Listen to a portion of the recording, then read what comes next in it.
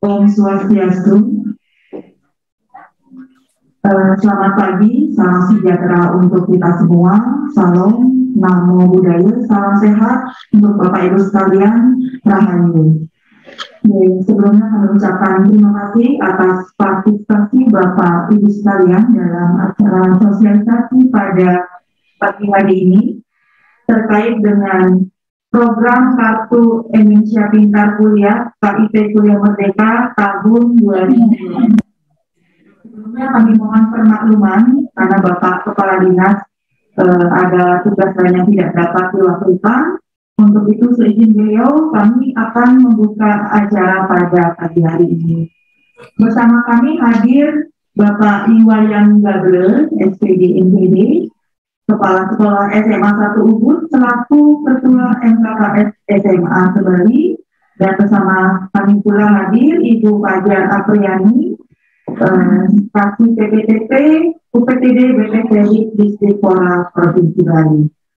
Nanti selanjutnya terkait dengan penjelasan teknis terkait dengan program Kartu Indonesia Pintar KIP Kuliah Merdeka tahun 2022 ini akan dipandu oleh Bapak Iwayan Gabriel dan Ibu Fajar. Seperti yang kita ketahui bersama Bapak Ibu sekalian, program ini merupakan program dari Kemendikbud. Jadi dasar hukumnya terkait dengan Permendikbud nomor 10 tahun 2020, kemudian Perpres Kemendikbud nomor 7 tahun 2020 saja materi-materi terkait dengan sosialisasi ini. Pak sekalian, jadi tujuan dengan program KIP Kuliah Merdeka ini adalah untuk meningkatkan perluasan akses dan kecepatan belajar di perguruan tinggi bagi mahasiswa WNI yang tidak mampu secara ekonomi, dan juga untuk meningkatkan prestasi mahasiswa pada bidang akademik dan non-akademik, kemudian untuk menjamin keberlangsungan studi mahasiswa yang berasal dari daerah 3T dan atau menempuh studi pada perguruan tinggi di wilayah yang terkena dampak bencana alam atau konflik sosial, dan juga untuk meningkatkan angka partisipasi kasar pendidikan tinggi. Nah, jadi diharapkan dengan adanya program KIP kuliah ini, calon mahasiswa dari keluarga yang kurang mampu tetap dapat melanjutkan kuliahnya. Nah, Bapak Ibu yang kami hormati, untuk besaran biaya pendidikan nantinya yang akan diberikan pada program KIP Kuliah Merdeka itu akan ditentukan berdasarkan biaya pendidikan pada program studi di perguruan tinggi dengan akreditasi minimal C, dan besaran biaya hidup disesuaikan dengan indeks harga daerah. Nah, demikian pengantar dari kami Bapak Ibu sekalian. Untuk teknis lebih lanjut penjelasan secara terperincinya akan disampaikan oleh Bapak Iwayan dan Ibu Fajar.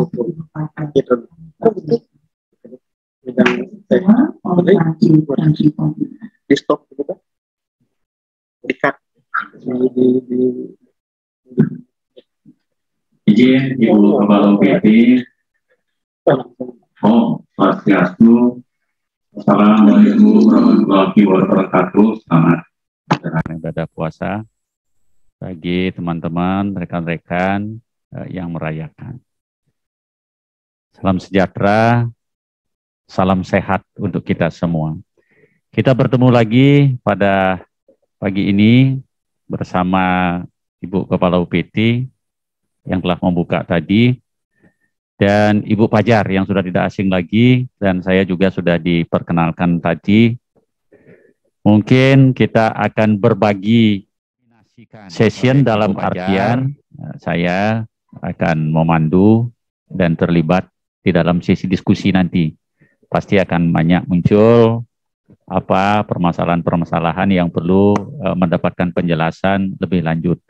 Sepanjang kami berdua, kebetulan kami berdua ditugaskan untuk menerima materi ini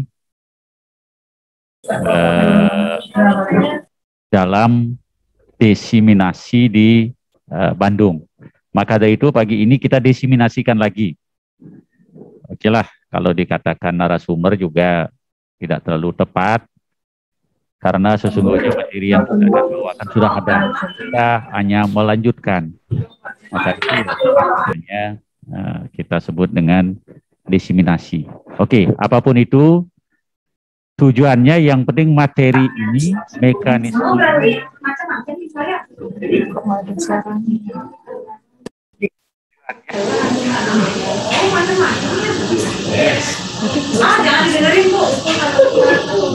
yang nguruskan perguruan tinggi, benar. Tetapi sebagai kelanjutan program, para siswa kita, proses pelayanan kita tidak cukup hanya pada outputnya saja. Kita juga berpikir bagaimana outcome-nya. Itulah makanya kita punya kewajiban, punya tugas mengantarkan para siswa kita yang telah tamat ini untuk mendapatkan jenjang karir yang lebih baik. Terlebih lagi untuk beberapa siswa kita yang kena suatu dan lain hal, belum seberuntung yang lainnya kalau dilihat dari sisi status ekonominya. Masih ada yang kekurangan. Itulah makanya pemerintah telah memprogramkan ini untuk bisa mengikuti teman-teman siswa yang terdampak oleh keadaan ekonomi untuk bisa berpacu bersama teman-teman yang lainnya. Itulah barangkali filosofinya mengapa kok kita juga perlu memperhatikan ini. Baik Bapak Ibu sekalian, teman-teman, supaya kita dapat berdiskusi lebih panjang nanti, di session pertama ini kita akan mohonkan Ibu Fajar yang akan menyampaikan paparannya. Sesungguhnya banyak filenya, nanti teman-teman akan dapatkan. Yang terpenting nanti poin-poinnya akan disampaikan, kalau dihabiskan bisa harusnya 2-3 hari. Tetapi oleh karena kita sudah sepakat poin-poinnya saja dan kita diskusi nanti setelah Ibu Fajar akan memaparkan materinya. Kita akan bahas sama-sama, bukan berarti setiap pertanyaan nanti kami bisa jawab, belum tentu. Jangan-jangan kita akan mendapat jawaban justru dari pengalaman Bapak Ibu, apalagi admin di lapangan, apa kendala-kendalanya, apa strategi-strateginya untuk melancarkan ini. Jangan-jangan kita nanti akan sharing pengalaman. Untuk itu yang terhormat Ibu Fajar, waktu sesuai yang diperlukan untuk paparan ini kita berikan kepada beliau. Yang penting akhir diskusi nanti tidak melebihi 2 jam, karena habis ini dengan beberapa waktu jeda akan ada SMK-nya nanti. Untuk itu Ibu Fajar disilakan.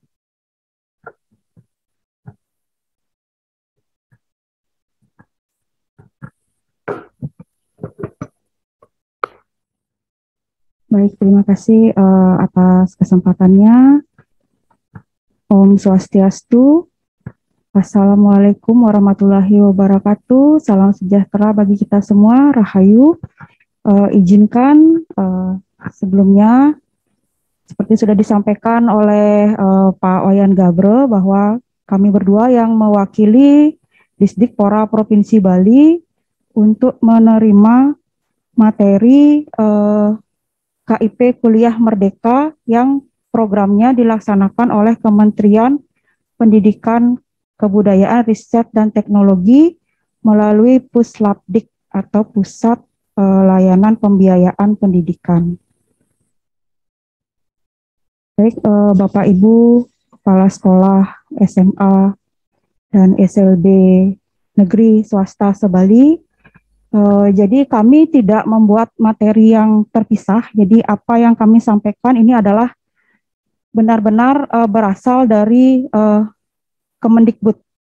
Jadi materinya Puslapdik yang akan kami sampaikan, karena kami diinstruksikan untuk melakukan diseminasi terhadap materi KIP kuliah program dari Puslapdik. Jadi seperti kita ketahui, KIP itu adalah program kementerian bagi siswa kurang mampu. Nah, selama ini yang kita ketahui KIP itu kan untuk siswa jenjang SD, SMP, maupun SMA, SMK. Nah, kementerian melalui Puslapdik pada tahun 2020 mulai meluncurkan program KIP Kuliah Merdeka. Seperti sudah disampaikan oleh Ibu Kepala UPT tadi, jadi tujuannya adalah untuk memperluas kesempatan kuliah bagi siswa kurang mampu yang sebelumnya memegang kartu KIP di jenjang SMA atau SMK. Nah, dengan adanya KIP kuliah ini diharapkan siswa-siswa kurang mampu itu nggak akan takut untuk melaksanakan, untuk mendaftar kuliah. Karena dengan KIP kuliah tahun 2021, jadi sesuai dengan programnya Kemendikbud, ya, jadi transformasi KIP kuliah melalui Peraturan Menteri Pendidikan dan Kebudayaan Republik Indonesia Nomor 10 Tahun 2020 tentang Program Indonesia Pintar.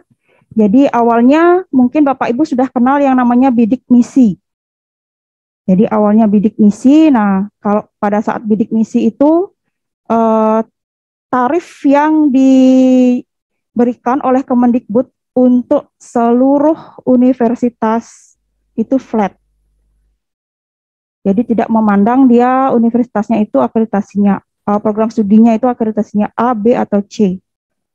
Dan biaya hidup yang diberikan juga flat. Jadi tidak memandang apakah kampusnya berada di kota besar atau berada di daerah seperti itu. Nah, jadi pada saat berlakunya program bidik misi ini, kebanyakan universitas itu pikir-pikir untuk menerima mahasiswa dengan program bidik misi, dan mahasiswanya pun berpikir, calon mahasiswa pun berpikir untuk melanjutkan kuliah karena yang diberikan biaya hidup itu kalau nggak salah 800.000 per bulan ya Pak ya, 800.000 per bulan. Itu kalau untuk di Jakarta bayar kos saja nggak cukup, seperti itu. Nah, kemudian bertransformasilah dia menjadi KIP kuliah di tahun 2020. Kemudian di 2021 bertransformasi lagi menjadi KIP Kuliah Merdeka. Nah, dari Kemendikbud, jadi mulai angkatan mahasiswa baru tahun 2021, skema KIP kuliah diubah untuk memberi bantuan biaya pendidikan dan biaya hidup yang jauh lebih tinggi.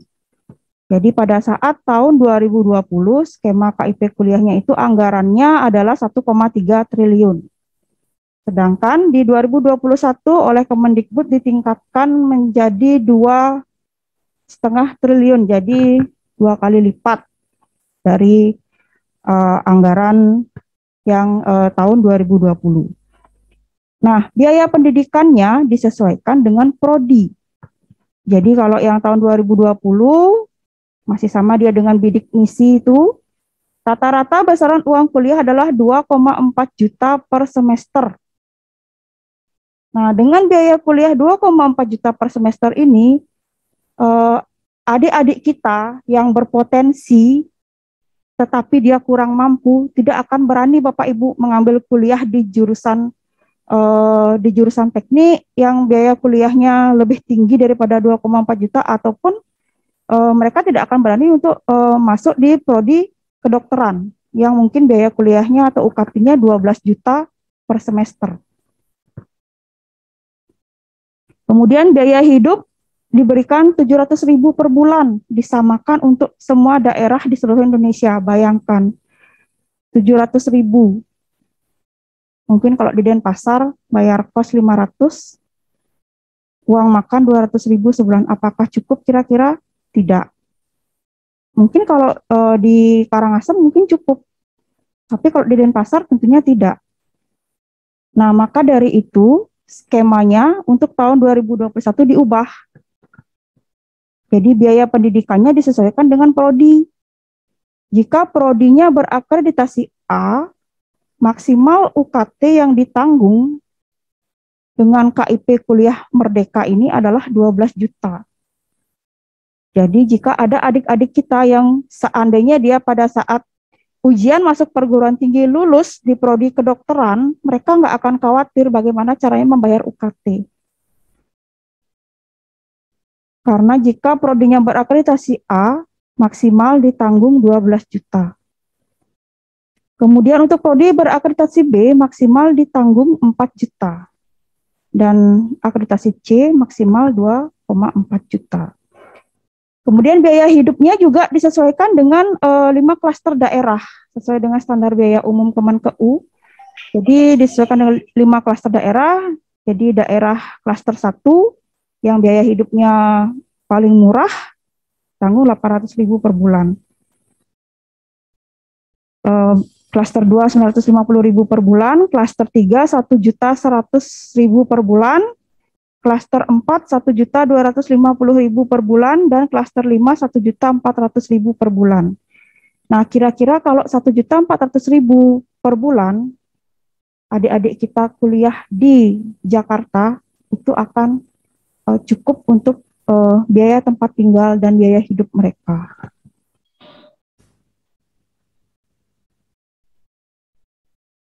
Nah, jadi ini tujuannya KIP Kuliah Merdeka sudah disebutkan tadi bahwa kita menginginkan bahwa calon mahasiswa yang berasal dari keluarga kurang mampu dapat meraih mimpinya untuk mengenyam pendidikan yang lebih tinggi. Jadi calon mahasiswa tidak akan ragu untuk memilih prodi unggulan pada perguruan tinggi terbaik dimanapun lokasinya di Indonesia. Jadi KIP kuliah ini tidak terbatas hanya di perguruan tinggi negeri saja Bapak Ibu, jadi perguruan tinggi swasta juga bisa. Kemudian yang kedua, orang tua lebih percaya diri untuk mendorong anaknya memiliki potensi untuk melanjutkan ke jenjang kuliah. Jadi orang tua itu sudah nggak akan khawatir, anak saya kuliah dibiayai biaya UKT-nya, lalu hidupnya bagaimana? Sudah ada tanggungan biaya hidup sesuai dengan klaster daerahnya. Jadi orang tua sudah nggak perlu khawatir anak saya akan tinggal di mana dan apakah anak saya bisa makan selama 30 hari hidup di daerah tempat dia kuliah. Jadi biaya hidup per bulan itu sudah diukur sesuai dengan klaster atau kemampuan di tempat mereka mengenyam pendidikan. Kemudian perguruan tinggi juga bisa memberikan kesempatan seluas-luasnya kepada calon mahasiswa kurang mampu untuk masuk ke prodi unggulan. Nah, kalau yang KIP kuliah 2020 atau bidik misi itu kan maksimal ditanggung UKT-nya 2,4 juta. Yang kita tahu kalau biaya prodi di universitas unggulan itu sangat kurang sekali.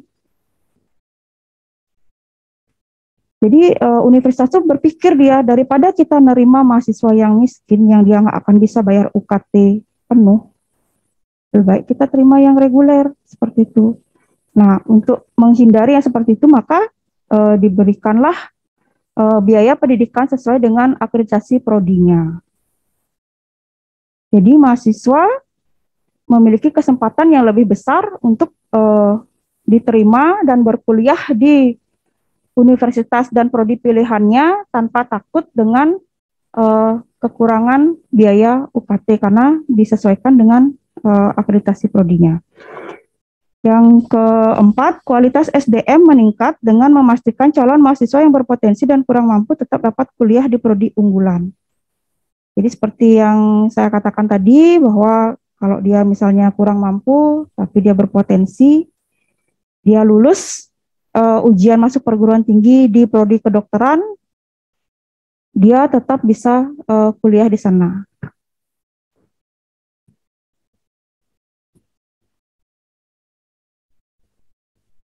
Nah, ini hanya targetnya, mungkin nanti bisa dibaca-baca. Jadi KIP Kuliah Merdeka 2021 kuotanya adalah 200.000 orang. 200.000 orang yang bisa dimanfaatkan di seluruh Indonesia, tapi pada kenyataannya menurut Puslapdik masih banyak yang tidak dimanfaatkan. Jadi uangnya kembali ke kas negara. Jadi bisa kita lihat asal mahasiswa KIP kuliah tahun 2021 itu untuk Bali masih sangat kecil sekali. hanya 1,2% anak-anak kurang mampu dari Provinsi Bali yang mengambil beasiswa KIP kuliah ini.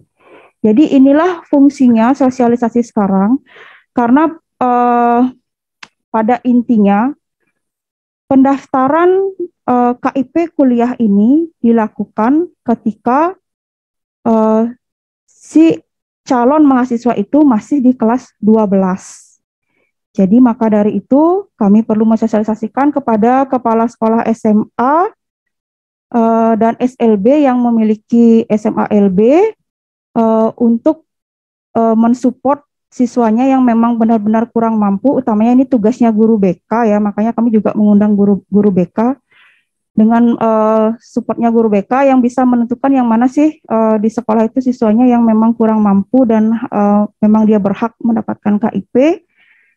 Jika dia memang belum memiliki KIP, jadi operator Dapodik bisa mengusulkan atau melakukan centang pada aplikasi Si Pintar ya Pak ya, pada aplikasi Si Pintarnya bahwa siswa tersebut memang berhak memiliki KIP. Jadi kalau bisa dari siswa itu kelas 1 atau kelas 10 sudah dilakukan pemilahan mana yang dia kurang mampu, utamanya siswa yang berasal dari jalur afirmasi itu pasti harus memiliki KIP. Kemudian mana yang dia ketika masuk SMA dia memang menurun kemampuan ekonomi orang tuanya, misalnya seperti sekarang karena pandemi. Jadi yang awalnya dia mampu, bisa jadi dia menjadi kurang mampu.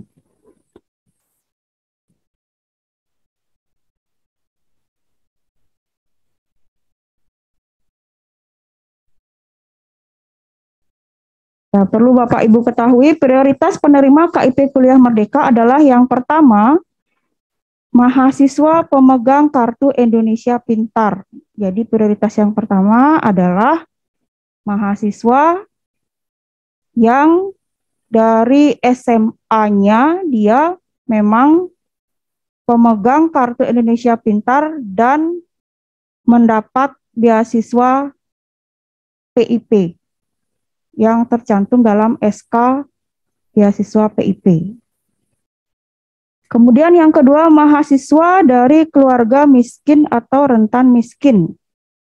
Jadi mahasiswa yang orang tuanya merupakan peserta PKH, pemegang KKS yang tercatat pada DTKS Kemensos. Jadi siapa yang memverifikasi yang ini? Itu tugasnya Kemensos melalui agen surveinya mereka. Jadi kalau yang ini bukan tugasnya sekolah. Kemudian mahasiswa dengan keterbatasan akses termasuk difabel berasal dari 3T, Papua dan Papua Barat. Jadi mahasiswa difabel juga termasuk prioritas penerima KIP Kuliah Merdeka.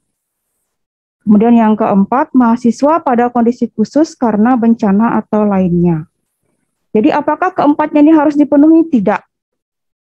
Jadi dipenuhi salah satu dari persyaratan ini saja, maka mereka merupakan prioritas penerima KIP Kuliah Merdeka.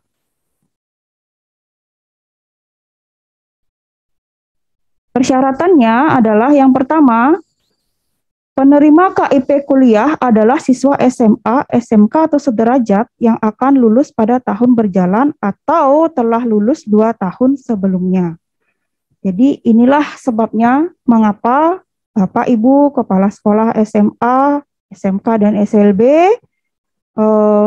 wajib kita sosialisasikan mengenai KIP Kuliah Merdeka, karena persyaratan penerimaannya adalah siswa SMA atau SMK sederajat termasuk SMA LB ya Bapak Ibu yang akan lulus pada tahun berjalan. Jadi siswa kelas 12 yang untuk 2022 ya siswa kelas 12 yang sekarang.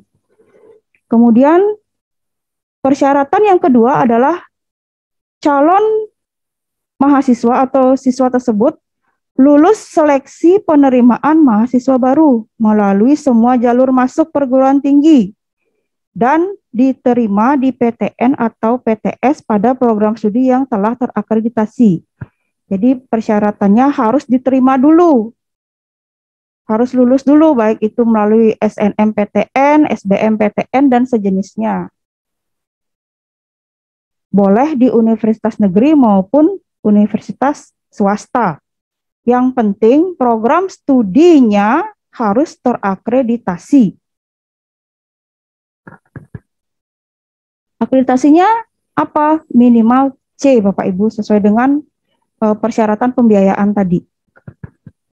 Kemudian yang terakhir, memiliki potensi akademik baik, tetapi memiliki keterbatasan ekonomi yang didukung oleh dokumen-dokumen yang sah. Keterbatasan ekonomi dibuktikan dengan kepemilikan KIP atau keluarga peserta PKH, keluarga pemegang KKS, mahasiswa dari panti sosial atau panti asuhan, atau memenuhi persyaratan tidak mampu secara ekonomi sesuai dengan ketentuan dokumen yang valid.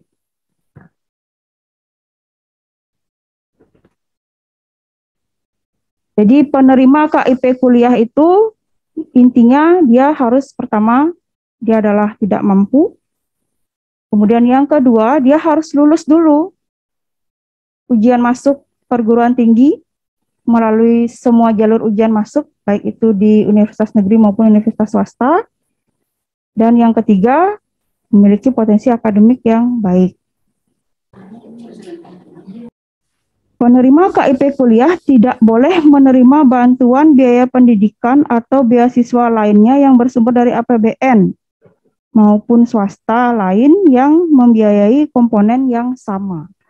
Jadi kalau misalnya pada KIP kuliah yang dibiayai adalah UKT dan biaya hidup, si mahasiswa penerima KIP kuliah tersebut tidak boleh lagi menerima beasiswa lain, baik itu dari APBN maupun dari swasta, untuk membiayai komponen UKT dan biaya hidup tersebut. Tapi kalau misalnya untuk membeli buku gitu mungkin masih boleh, karena yang itu kayaknya tidak termasuk dalam pembiayaan. Ini adalah program dan keunggulan KIP kuliah 2022. Jadi yang pertama, pembebasan biaya pendaftaran seleksi masuk perguruan tinggi, baik itu UTBK serta seleksi lain yang diusulkan masing-masing panitia dan perguruan tinggi bagi siswa terdaftar di Data Terpadu Kesejahteraan Sosial atau DTKS Kemensos.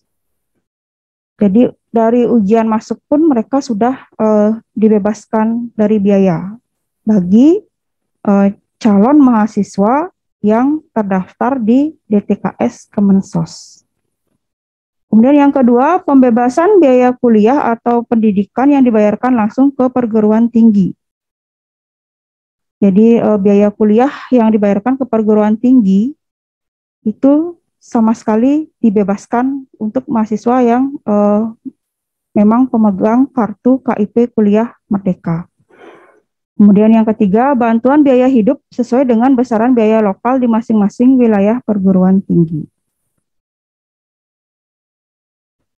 Nah, durasi pembiayaan KIP Kuliah Merdeka, jadi untuk D3 maksimal 6 semester, D1 maksimal 2 semester, D2 maksimal 4 semester, D4 dan sarjana maksimal 8 semester. Termasuk juga mereka ketika memilih atau ketika mereka lulus di program studi kedokteran atau dokter gigi atau dokter hewan. Jadi untuk program profesi mereka, jadi setelah mereka dapat SPED untuk dapat DR-nya itu kan harus koas ya istilahnya ya, itu dibiayai lagi maksimal 4 semester. Dan untuk nurse, apoteker, dan guru maksimal lagi 2 semester untuk program profesinya. Bagaimana cara pendaftarannya? Ya, cara pendaftarannya seperti ini Bapak Ibu alurnya. Jadi integrasi SIM KIP Kuliah Merdeka adalah dengan data Dapodik dan data Kemendagri. Jadi data Dukcapil merupakan parameter utama. Jadi data NIK itu yang paling pertama harus benar dulu di Dapodik. Jadi bisa Bapak Ibu lihat Dapodik mensinkronkan data NISN, NPSN, dan NIK dari siswa yang layak KIP. Jadi pastikan, jadi untuk operator Dapodik, pastikan data NISN, NPSN, dan NIK siswa harus benar. Ini ketiga data ini harus benar. Jika ketiga data ini ada salah satu saja yang invalid, otomatis mereka tidak akan bisa mengikuti program KIP Kuliah Merdeka. Ya, jadi data NIK yang disinkronkan dari Dapodik diambil oleh SIM KIP Kuliah, dipadankan lagi dengan datanya Dukcapil. Dipadankan juga dengan datanya LT, MPT, dan lainnya.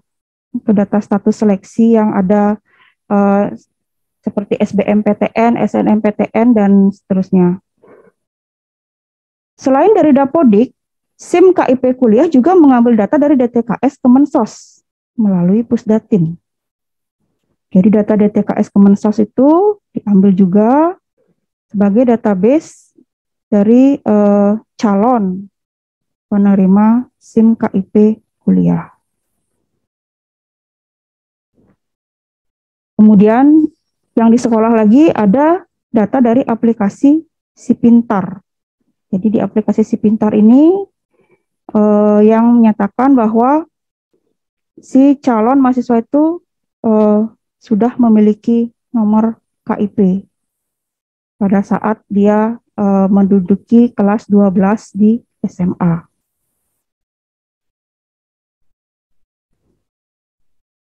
Selain itu juga SIM KIP Kuliah mendapat data dari PD Dikti terkait dengan kode perguruan tinggi dan kode prodi. Jadi hanya prodi yang terakreditasi minimal C yang bisa dipilih pada SIM KIP Kuliah ini. Jadi ini tahapan pendaftarannya. Yang pertama, siswa melakukan pendaftaran secara mandiri di sistem online KIP Kuliah di laman kip-kuliah.kemdikbud.go.id atau melalui aplikasi KIP Kuliah yang dapat diinstal di smartphone Android yang dapat diunduh di Play Store. Jadi pendaftaran dilakukan secara mandiri. Apakah sekolah boleh membantu? Boleh, Bapak Ibu. Sangat boleh. Tapi mendaftarnya tetap melalui laman kip-kuliah.kemdikbud.go.id atau aplikasi mobilenya. Dan jika Bapak Ibu membantu siswa untuk mendaftar program KIP Kuliah, ingatkan mereka mendaftar menggunakan email pribadinya masing-masing. Jangan menggunakan emailnya sekolah, apalagi email yang bantu mendaftarkan. Karena apa? Karena nanti notifikasinya akan masuk ke email. Jadi pastikan email yang digunakan untuk mendaftar adalah email yang aktif dan dapat diakses oleh siswa tersebut. Kemudian yang kedua, setelah mendaftar, jadi pada saat pendaftaran, siswa memasukkan NIK, NISN, NPSN, dan alamat email yang aktif. Seperti saya katakan tadi, jadi emailnya harus aktif. Data NIK, NISN, dan NPSN-nya harus valid dulu di Dapodik. Harus valid. Jadi ketiga data tersebut harus ketiganya valid. Tidak boleh ada yang invalid salah satunya. Kemudian yang ketiga, validasi. Jadi sistem KIP Kuliah selanjutnya akan melakukan validasi NIK, NISN, dan NPSN serta kelayakan untuk mendapatkan KIP Kuliah. Jadi setelah melakukan pendaftaran, maka akan divalidasi oleh sistem KIP Kuliah. Jika proses validasi berhasil, sistem KIP kuliah selanjutnya akan mengirimkan nomor pendaftaran dan kode akses ke alamat email yang didaftarkan. Makanya seperti saya katakan tadi, jika Bapak Ibu di sekolah membantu siswa mendaftarkan siswanya di KIP Kuliah Merdeka, pastikan mendaftarnya menggunakan email siswa tersebut yang aktif yang dapat diakses oleh mereka langsung. Kemudian selanjutnya, finalisasi, siswa menyelesaikan proses pendaftaran KIP kuliah dan memilih proses seleksi yang akan diikuti. Apakah itu SNMPTN, SBMPTN, SNMPN, SBMPN, atau mandiri. Ya, jadi siswa tersebut setelah melakukan proses pendaftaran, kemudian diarahkan untuk memilih proses seleksi yang akan mereka ikuti. Kemudian setelah itu, mereka mengikuti seleksi pada perguruan tinggi. Jadi siswa menyelesaikan proses pendaftaran di portal, sesuai dengan jalur yang dipilih pada seleksi nasional atau seleksi masuk di perguruan tinggi. Kemudian akan diverifikasi oleh perguruan tinggi. Calon penerima KIP kuliah yang telah diterima di perguruan tinggi dapat dilakukan verifikasi lebih lanjut oleh perguruan tinggi sebelum diusulkan sebagai calon mahasiswa penerima KIP kuliah. Jadi verifikasi terakhir ada di perguruan tinggi. Mereka yang akan menentukan layak tidaknya calon mahasiswa tersebut untuk diusulkan sebagai calon mahasiswa penerima KIP Kuliah Merdeka. Jadi ini tata cara pendaftarannya, mungkin tidak perlu saya jelaskan terlalu detail, jadi Bapak Ibu bisa baca nanti pada materinya. Nah, ini jadwalnya Bapak Ibu nggih. Jadi untuk tahun 2022, pendaftaran akun KIP kuliah dibuka mulai tanggal 2 Februari 2022 dan ditutup tanggal 31 Oktober 2022. Jadi bagi siswa kelas 12 yang memiliki KIP untuk saat ini masih dibuka untuk pendaftaran akun siswa KIP kuliah. Jadi bisa Bapak Ibu sosialisasikan, utamanya guru BK, bagi siswa kelas 12-nya yang memenuhi persyaratan seperti yang saya sebutkan tadi, bisa diarahkan untuk melakukan pendaftaran akun pada SIM KIP kuliah. Kemudian jadwal seleksi masuk perguruan tingginya sampai dengan 31 Oktober 2022 dari tanggal 7 Februari 2022 kemarin. Jadi pendaftaran akun itu dibuka dari sebelum mulai SNMPTN atau seleksi masuk perguruan tinggi yang pertama dan ditutup pada hari terakhir seleksi mandiri atau seleksi masuk perguruan tinggi secara mandiri.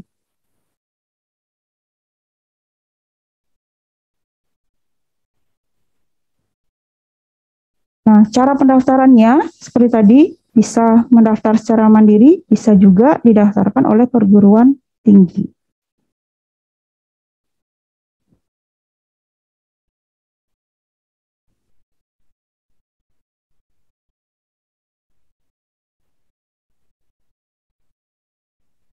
Jadi ini kembali lagi langkah-langkah pendaftarannya secara sederhana, daftar akun dan login di SIM KIP kuliah, isi biodata, isi data prestasi jika memiliki, isi data rencana studi, pilih seleksi masuk perguruan tinggi, cetak kartu peserta, dan formulir pendaftaran.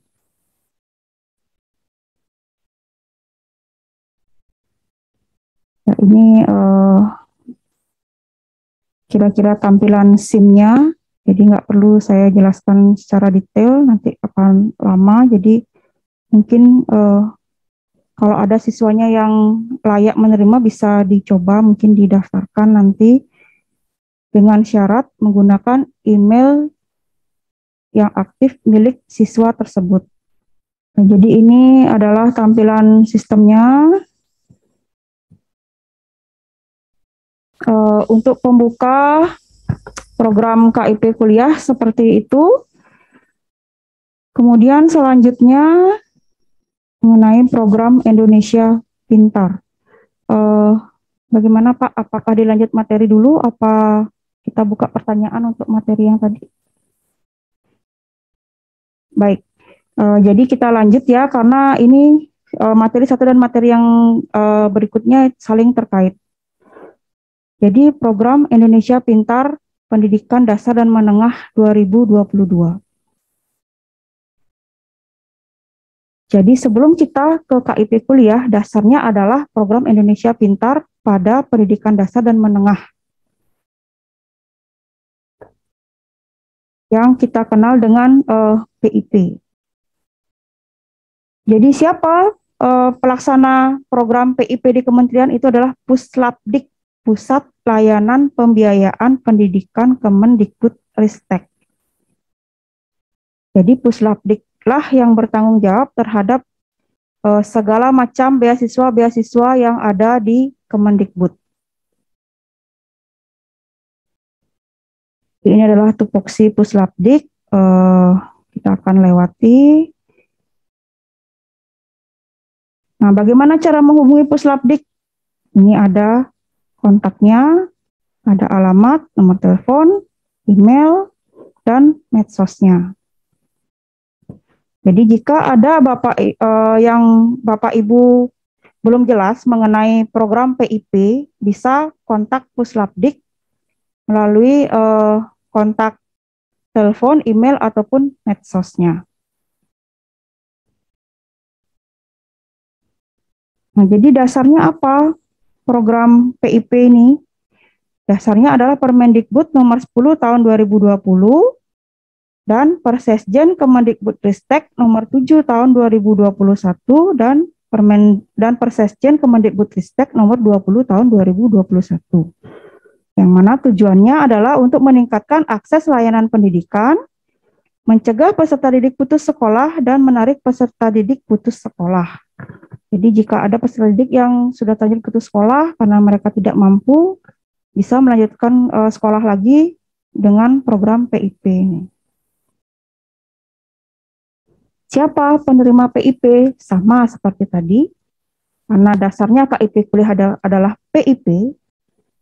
Jadi si penerima KIP adalah siswa yang tercatat miskin atau rentan miskin yang tercatat di DTKS Kemensos, atau siswa dari keluarga miskin atau rentan miskin yang diusulkan oleh Dinas Pendidikan atau pemangku kepentingan atau non-DTKS.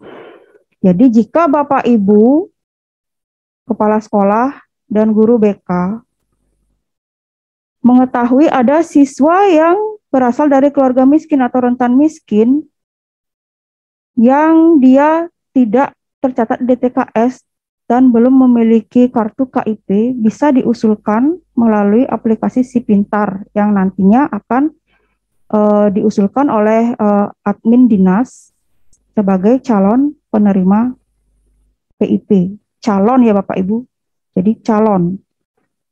Apakah pasti dapat? Belum tentu. Yang menentukan siapa? Jadi yang menentukan sepenuhnya adalah Puslapdik.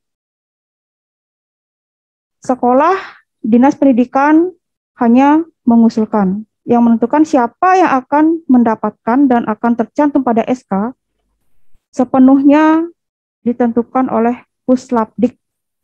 Jadi kalau ada yang bertanya, kok siswa A sudah diusulkan tapi dia nggak dapat, kami dari dinas tidak bisa menjawab.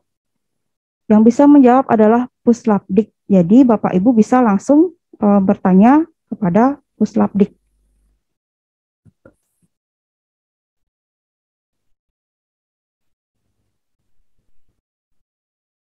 Jadi ketepatan sasaran penerima PIP dipengaruhi dari keakuratan data pada DTKS dan usulan dari Dinas Pendidikan dan pemangku kepentingan.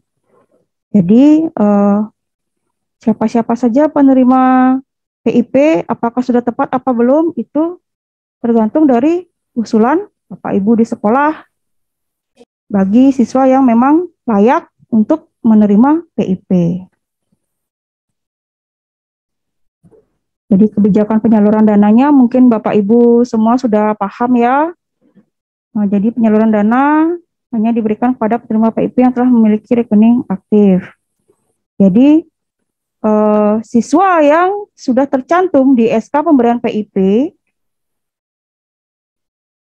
sudah pasti status rekeningnya aktif. Yang bikinkan rekening siapa? Puslapdik.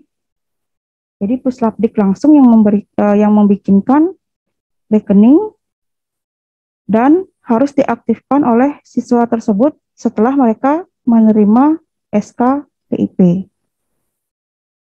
Dan penerima yang belum memiliki rekening aktif dimasukkan dalam SK nominasi penerima PIP.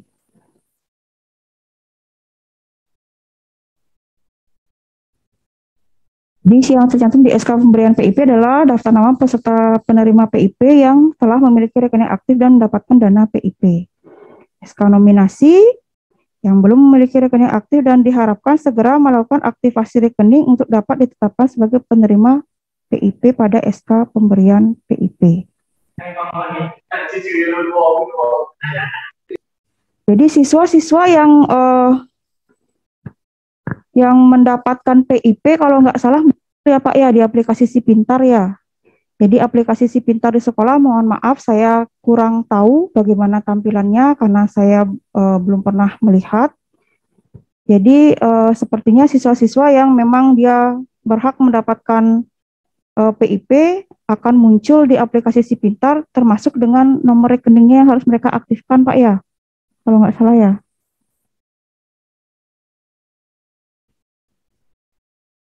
Jadi semua itu ada di aplikasi Si Pintar. Jadi jangan sampai sekolah bilang, saya nggak tahu ada siswa saya yang menerima PIP. Seluruh penerima PIP di sekolah tersebut pasti akan tercantum di aplikasi Si Pintarnya sekolah. Jadi bisa di-download. Jadi kalau menurut informasi Puslapdik, sekolah bisa mendownload daftar siswa sekolah tersebut.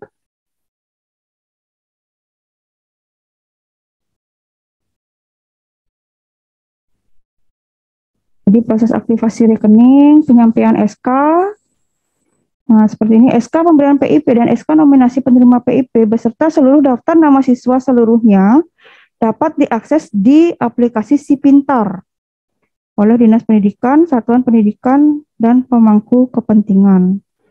Jadi mohon maaf karena untuk aplikasi Si Pintarnya itu di-handle oleh masing-masing bidang.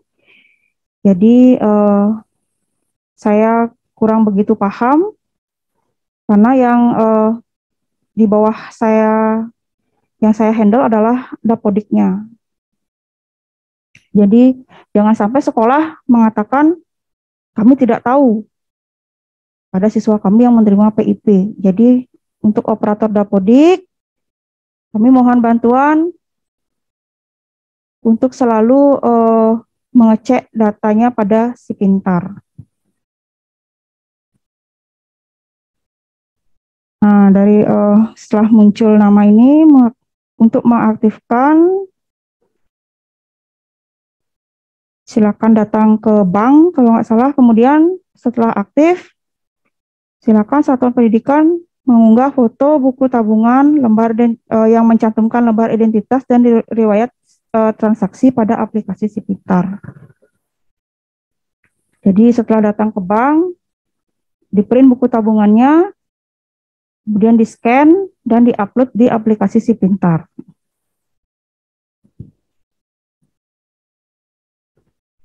Kemudian jika siswanya tersebut mungkin tidak dapat mengakses bank terdekat, mungkin dia berada di daerah terpencil, yang mengharuskan sekolah yang membantu untuk mencairkan dananya, jadi diharapkan Satuan Pendidikan mengunggah surat kuasa aktivasi dan atau penarikan dana pada aplikasi Si Pintar.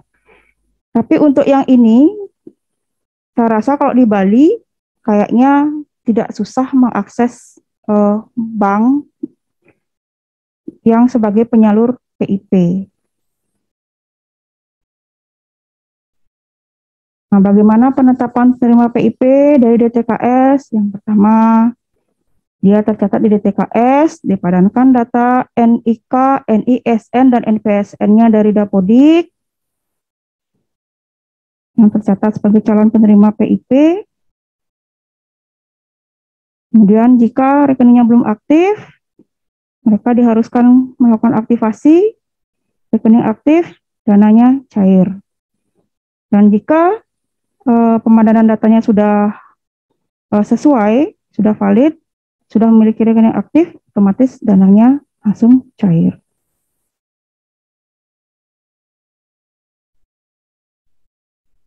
Nah, penetapan PIP dari non-DTKS. Jadi, Dinas Pendidikan melalui aplikasi Si Pintar atau pemangku kepentingan melakukan pengusulan. Dipadankan datanya dengan data Dapodik. Sama yang dipadankan adalah NPSN, NISN, dan NIK. Jadi dari mana Dinas Pendidikan ini mendapatkan data pengusulan PIP dari non-DTKS? Dari sekolah. Jadi Bapak Ibu lah yang berperan aktif untuk mengusulkan melalui aplikasi Si Pintar yang ada di sekolah. Jadi dinas itu merekap dan mengusulkan ke Puslapdik. Jadi prosesnya setelah ini sama seperti tadi, kalau rekening belum aktif, dia melakukan aktivasi, rekening aktif, dananya cair. Tapi jika yang sudah memiliki rekening aktif, maka dananya bisa langsung dicairkan. Nah, besaran dan peruntukan dana PIP. Jadi untuk SDLB, SD, dan paket A sebesar 450.000. Jadi khusus kelas 6 di semester genap dan kelas 1 di semester ganjil sebesar 225.000. Kemudian untuk jenjang SMP, SMP-LB dan paket B 750.000. Khusus kelas 9 di semester genap dan kelas 7 di semester ganjil sebesar 375.000. Untuk jenjang SMA, SMA-LB, SMK dan paket C sebesar 1 juta. Khusus kelas 12 di semester genap dan kelas 10 di semester ganjil sebesar 500.000. Kemudian SMK program 4 tahun sebesar 1 juta. Khusus kelas 13 di semester genap dan kelas 10 di semester ganjil sebesar 500.000. Jadi peruntukan dana PIP adalah untuk membantu memenuhi biaya operasional pendidikan.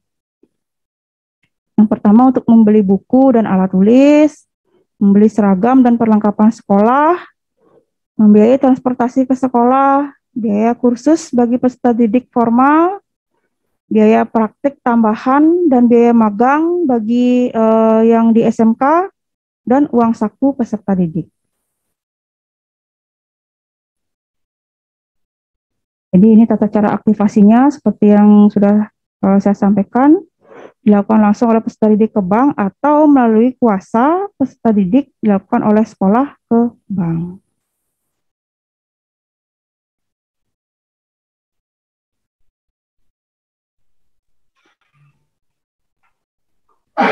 Nah, bagaimana data itu dinyatakan tidak valid?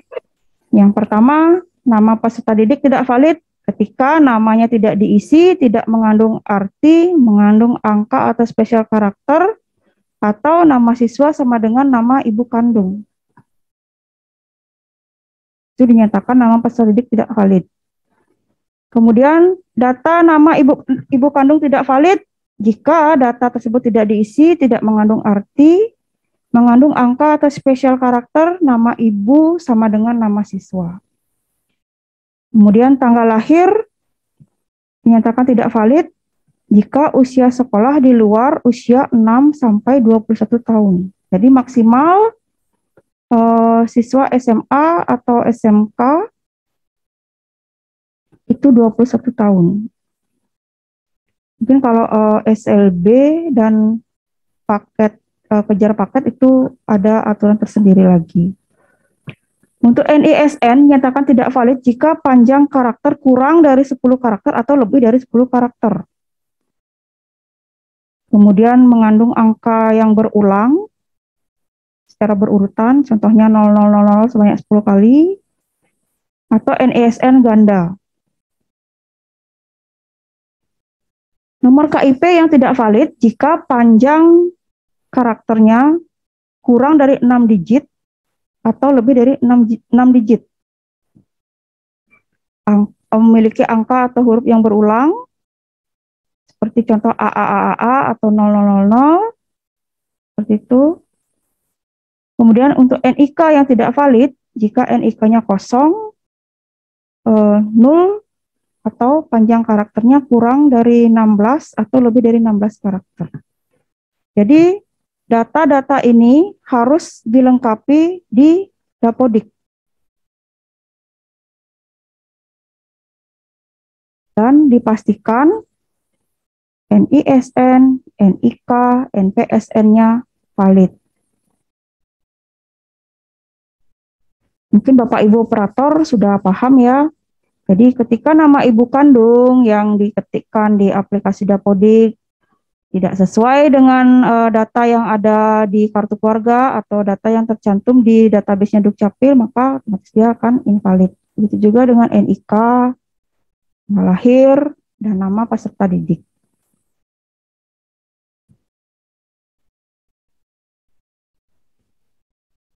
Jadi ini cantum data berapa jumlah residu NIK, NIK valid, SK pemberian PIP yang sudah diterbitkan dengan NIK valid, dan NIK yang tidak valid tapi tetap disalurkan, SK nominasi PIP yang di-reject karena NIK invalid setelah wajib NIK, dan total NIK invalid bisa Bapak Ibu lihat sendiri di paparan nanti. Jadi apa hal-hal penting yang harus diperhatikan oleh sekolah? Jadi yang pertama, data Dapodik harus lengkap. Variabel mandatori yang harus lengkap dan benar di Dapodik adalah NIK, NISN, tanggal lahir, dan nama ibu kandung. Akan dilakukan sinkronisasi setiap terjadi perubahan pada data siswa. Kemudian bagi siswa yang sudah masuk sebagai nominasi penerima PIP, pastikan peserta didik segera melakukan aktivasi rekening. Jadi sekolah atau satuan pendidikan wajib memberitahu peserta didik bahwa dirinya sebagai nominasi peserta PIP. Kemudian melakukan koordinasi dengan bank penyalur setempat. Jadi inilah peran penting Bapak Ibu dalam penyerapan dana PIP. Pastikan bahwa peserta didiknya tahu jika dirinya sebagai penerima PIP. Dan pastikan mereka melakukan aktivasi nomor rekening. Kemudian yang terakhir, upayakan keluarga miskin masuk ke dalam DTKS. Jadi jika Bapak Ibu mengetahui ada siswanya yang berasal dari keluarga yang tidak mampu, tapi belum masuk ke DTKS, bisa Bapak Ibu laporkan ke kelurahan sebagai pangkalan data awal pemutahiran data DTKS, dan seluruh permasalahan agar dilaporkan ke Dinas Sosial. Jadi bisa disarankan keluarga miskin tersebut untuk ikut dalam program-program penanggulangan kemiskinan, misalnya PKH atau KKS dan sejenisnya.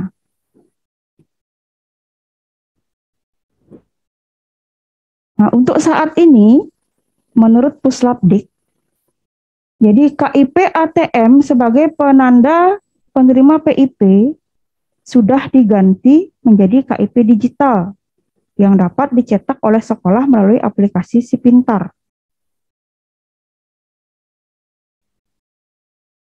Dan KIP yang sekarang tidak lagi berfungsi sebagai ATM.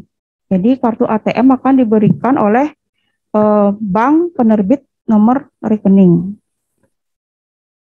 Manfaat dari solusi tersebut adalah pendistribusian KIP dalam bentuk digital lebih cepat karena tinggal di-download dari aplikasi Si Pintar, di-print, diberikan pada siswanya, atau disimpan di smartphone-nya juga bisa dalam bentuk file. Kemudian yang kedua, peserta didik hasil pemadanan antara Dapodik dengan DTKS yang sudah ditetapkan sebagai penerima PIP dapat langsung diterbitkan KIP digitalnya, jadi nggak perlu nunggu lagi. Jadi kalau datanya sudah valid, sesuai, maka KIP digitalnya bisa langsung diterbitkan dan di-download melalui aplikasi Si Pintar. QR code pada kartu dapat mempermudah proses verifikasi pada pelaksanaan program-program yang mensyaratkan KIP, salah satunya PPDB. Jadi, dengan adanya QR code pada KIP digital, tentunya akan memudahkan panitia PPDB di sekolah untuk memvalidasi apakah benar KIP-nya tersebut asli atau palsu. Kemudian penarikan dana lebih mudah dengan ATM instan yang dapat langsung diterima siswa saat aktivasi secara langsung bersama buku tabungan simpel. Yang kelima, bentuk digital dapat menghindari kerusakan, kehilangan, dan penyalahgunaan.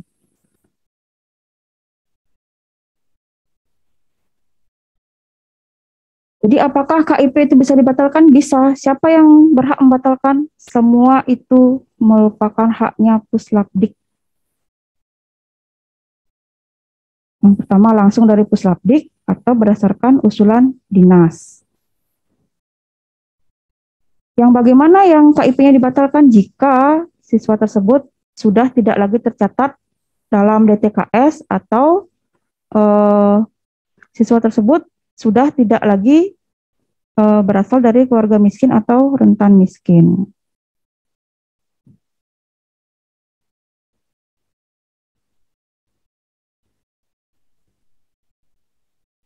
Jadi ini pengembalian dana PIP, saya rasa nggak perlu dijelaskan, nanti bisa dibaca.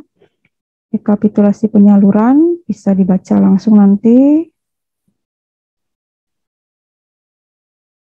Nah, ini yang katanya Puslapdik sangat bikin miris Bapak Ibu. Jadi angka pengembalian dananya katanya sangat besar. Seolah-olah bahwa siswa penerima PIP itu sudah tidak membutuhkan PIP karena rekeningnya tidak diaktifasi dan dananya nggak dicairkan. Jika rekening tidak diaktifasi, dana tidak dicairkan, otomatis dana tersebut akan kembali ke kas negara.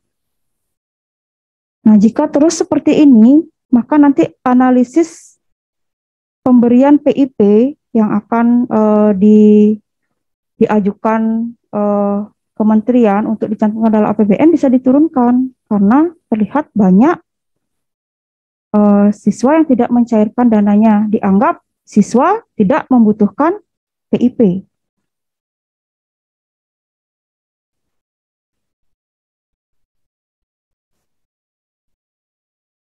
Jadi untuk Provinsi Bali, total yang tidak mencairkan dananya adalah 456 orang dan pengembalian ke kas negara sebanyak 389.500.000. Jadi untuk Provinsi Bali, menurut Puslapdik, progresnya sudah sangat baik, sudah di atas 95%. Nah, untuk Provinsi Aceh dan Provinsi Kalimantan Barat yang dipertanyakan karena pengembalian ke kas negaranya sangat banyak.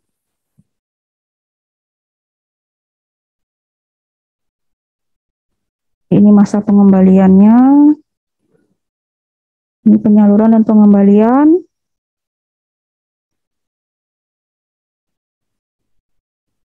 Ya, aplikasi Si Pintar mungkin saya tidak terlalu menjelaskan, mungkin Bapak Ibu di sekolah, terutamanya operator Dapodik sudah lebih paham ya.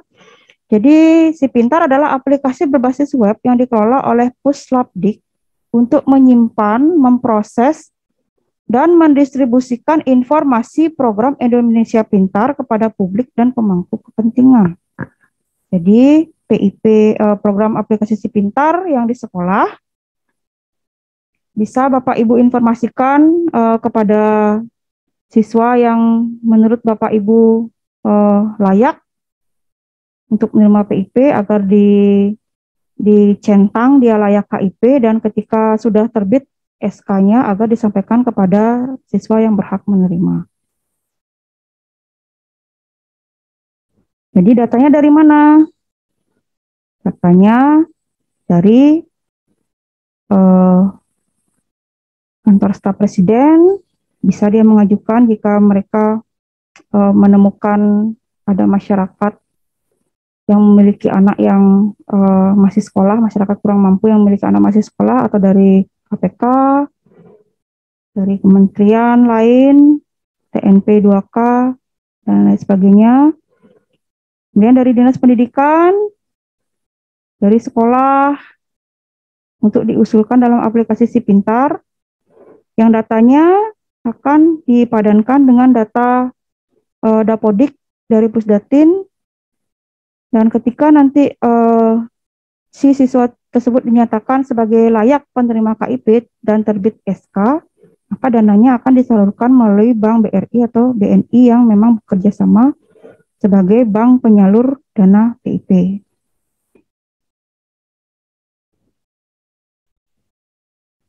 Jadi ini alamat aplikasi Si Pintar. Nah, rencana penyaluran dana 2022 seperti ini.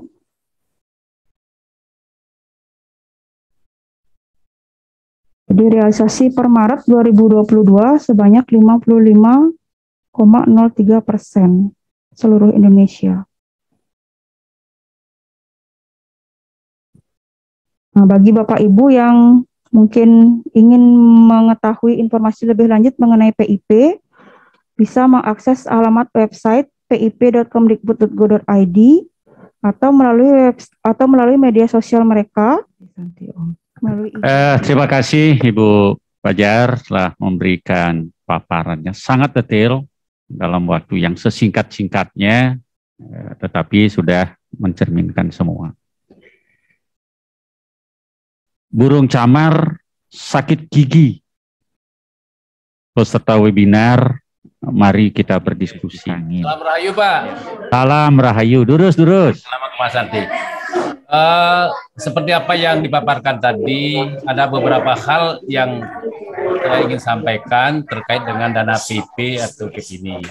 Sekalian identitas Pak Yentiang dong ampun nawang Bapak semeton di kiosan ini baru nih soalnya pengganti Pak Madi Mardika nih. Nggih. Nama saya Inyoman Rudet, SMA 1 Dawan Kelungkung. Nggih.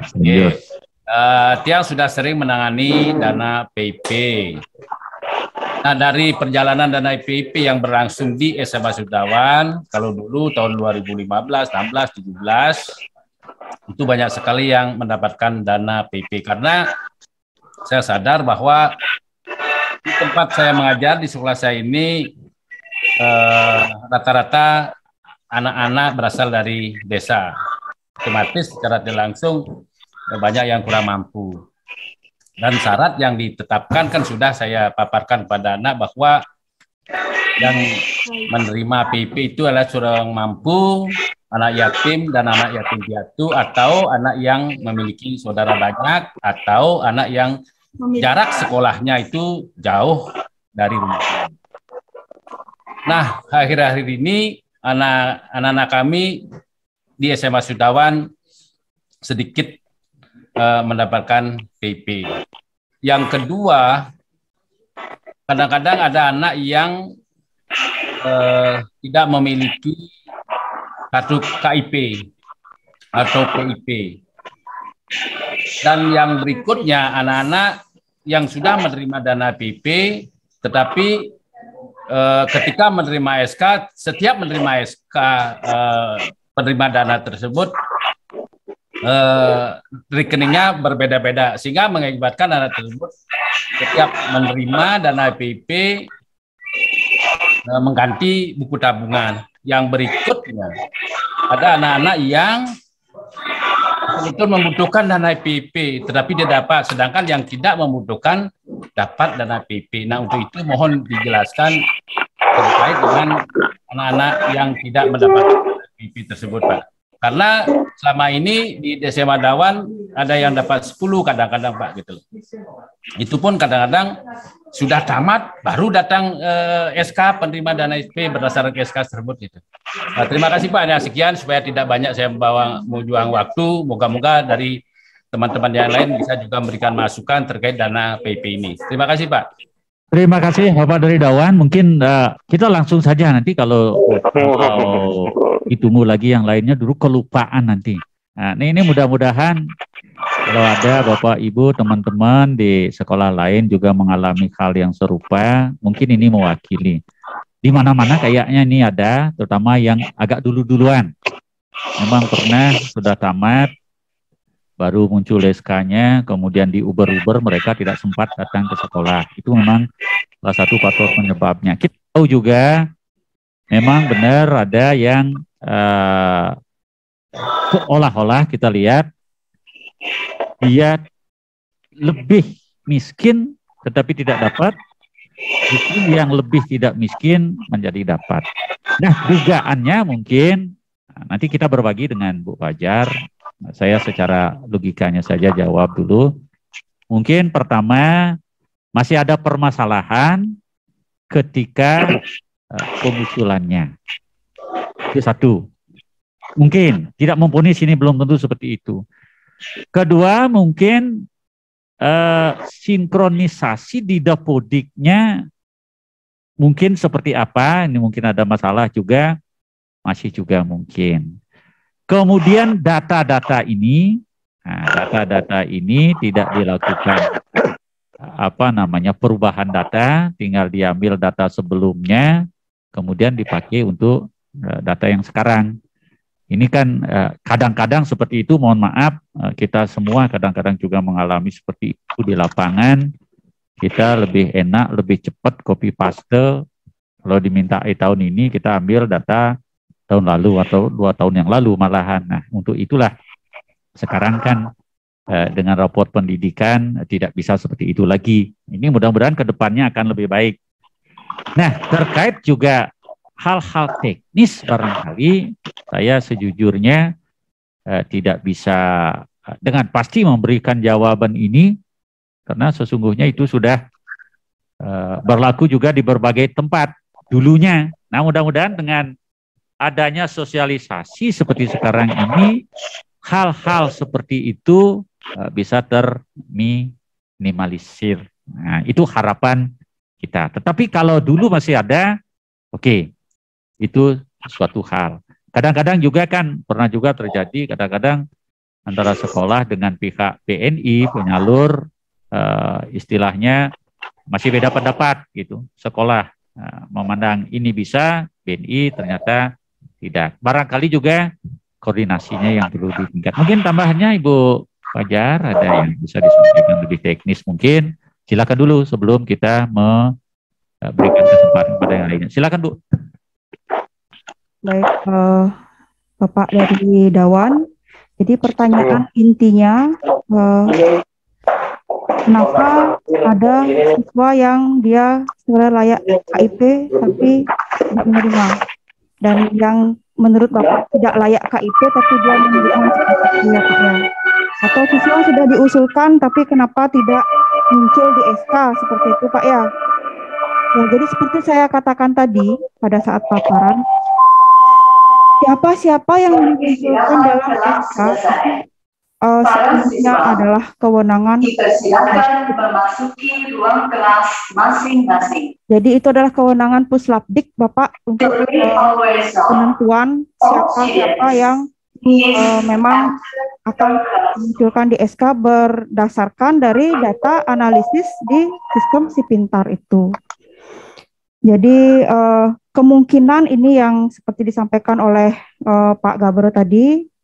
Jadi kemungkinan yang pertama dia data dapodiknya ada yang invalid Pak terkait dengan NPSN, NISN maupun NIK-nya.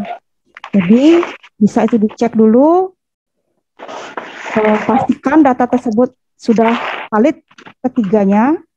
Kemudian yang kedua, pastikan bahwa siswa tersebut memang sudah diusulkan melalui aplikasi Sipintar.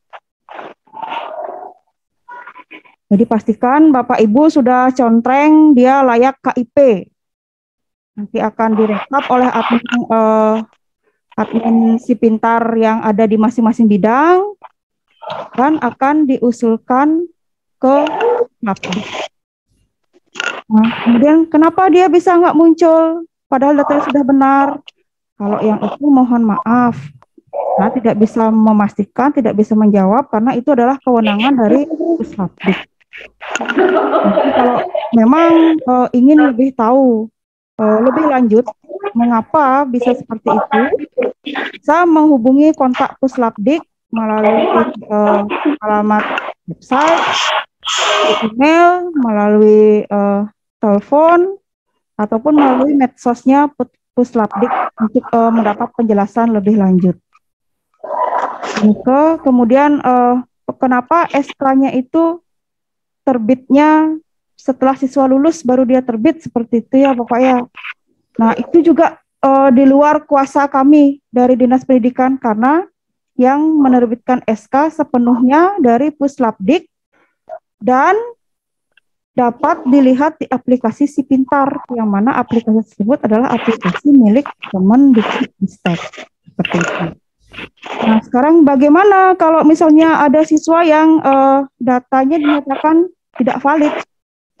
Ada NISN atau NIK-nya, silakan diperbaiki dulu datanya di Dapodik sekolah bagi siswa yang memang masih bersekolah kelas 12 di sekolah Bapak Ibu. Jadi silakan diperbaiki, jadi operator Dapodiknya bisa diminta tolong diperbaiki.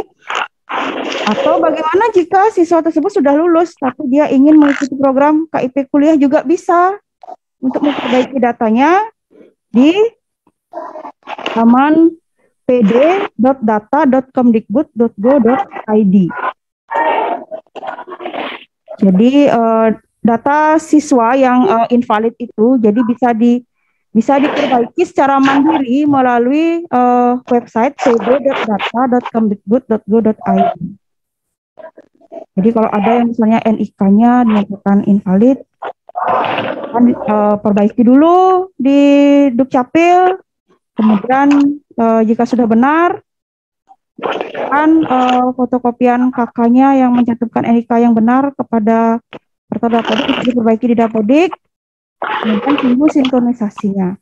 Nah, kami juga sudah tanyakan kira-kira kalau perbaikan data di Dukcapil daerah untuk disinkronkan ke aplikasi yang ada di Kemendagri itu berapa lama? Menurut narasumber dari Kementerian Dalam Negeri atau Dirjen Dukcapil, untuk sekarang katanya sudah real time. Jika diperbaiki di daerah, otomatis dia sinkron ke pusat. Nah, walaupun masih ada antrean maksimal 1 kali 24 jam. Begitu juga dengan Dapodik. Jadi ada narasumber dari Pusdatin pada saat itu, dan kami sudah tanyakan juga, ketika dilakukan perbaikan melalui Dapodik, berapa lama data tersebut akan tersinkronisasi dengan aplikasi Si Pintar atau KIP Kuliah Merdeka. Nah, menurut narasumber dari Pusdatin juga sama.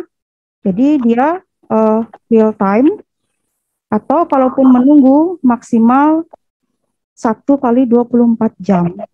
Jika memang belum juga tersinkronisasi, bisa sampaikan kepada Datin melalui admin dinas. Jadi nanti operator Dapodik bisa chat ke admin dinas, kapan melakukan perbaikan, kapan melakukan sinkronisasi, lalu dia sudah belum tersinkron itu per kapan.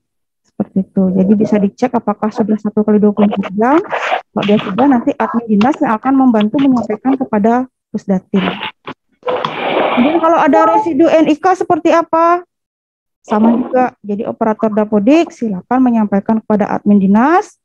Nanti admin dinas yang akan menyampaikan kepada Pusdatin agar residunya diperbaiki. Baik, mungkin itu secara teknis yang bisa saya sampaikan dan yang bisa kami lakukan di dinas. Jadi untuk penerbitan SK, terus penentuan siapa-siapanya itu kembali lagi kewenangannya ada di Puslapdik.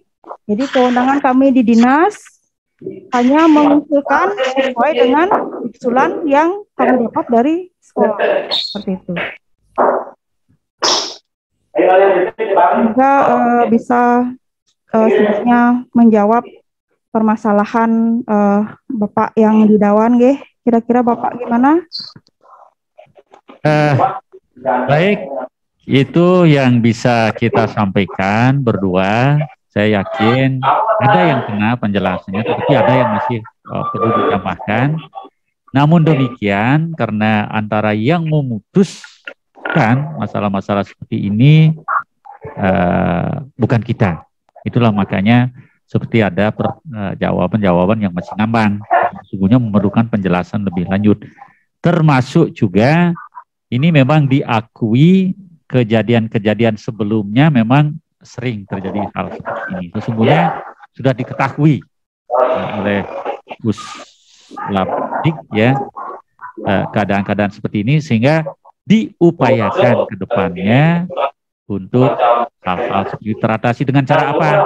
Sosialisasi seperti ini, kemudian laksanakan, koordinasikan, dan informasikan. Izin Bapak Ibu mungkin yang tidak sedang diberi kesempatan untuk berbicara, audionya mungkin bisa di-off-kan supaya tidak rame. Nah, saya kira seperti itu Bapak dari Dawan. Saya yakin sekali lagi ada yang sudah kena jawabannya, ada yang belum, karena memang wilayah domainnya kita tidak bisa memutuskan mengapa kok seperti itu. Ada wilayah-wilayah yang kita tidak bisa masuki, karena itu menjadi wilayah kebijakankah atau wilayah sistem. Kita pun belum tahu penyebabnya apa terjadi hal seperti itu. Seperti tadi kan hanya dugaan, mungkin invalid, mungkin ada yang belum lengkap, dan lain sebagainya. Kita pilih dulu lagi satu yang mau bicara langsung, habis itu kita pindahkan satu chat. Oh, Sakri dari SMA Negeri 1 Nusa Penida, operator sekolah. Operator, nggih. Silakan. Jadi terkait di yang saya alami di sekolah kami itu tentang aktivasi rekening. Kenapa banyak siswa kami yang tidak aktivasi? Karena biaya untuk aktivasi ke kelungkung itu, misalnya uang yang didapat adalah 500.000. Kemudian untuk aktivasi akun itu biaya transportasi 300.000. Jadi total yang didapat oleh anak itu tinggal 200.000. Sehingga banyak di antara kami itu di tahun-tahun lalu itu tidak mengaktifasi. Pertanyaan saya ini, apakah boleh tidak aktivasi rekening itu bisa di bank lain atau tidak? Karena ditentukan untuk tingkat SMA itu adalah bank BNI, padahal di Nusa itu adalah bank BRI yang ada. Apakah bisa dialihkan ke bank BRI untuk aktivasi, ataukah memang di untuk tingkat SMA itu adalah bank BNI? Karena ketika anak-anak itu ke Kelungkung Darata untuk aktivasi, biayanya biasa membengkak. Ketika datang, itu tidak bisa diambil langsung.